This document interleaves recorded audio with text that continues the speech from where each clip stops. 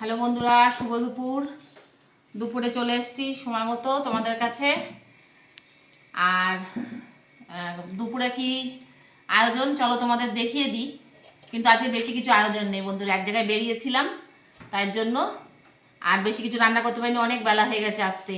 এসে বৃহস্পতিবার পুজো দেওয়া, ঠাকুরের বাসন সমস্ত কিছু নিয়ে পড়েছি, আর এই করে গিয়ে রান্নার বেশি কিছু করে উঠতে পারিনি বন্ধুরা। এই যা ছিল আর এখন যেটুকু করে টোরে মিলিয়ে মিশিয়ে যেটুকু যা।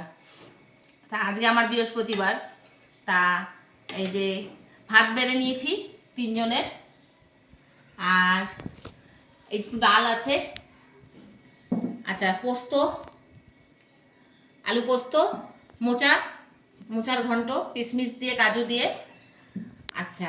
আর এই যে সঙ্গে পাঁপড় আছে ডালের সাথে। আর আমি তো নিরামিষ খাই, ছেলে আর বাবার এই যে কাতলা মাছ রয়েছে ওদের দুজনার।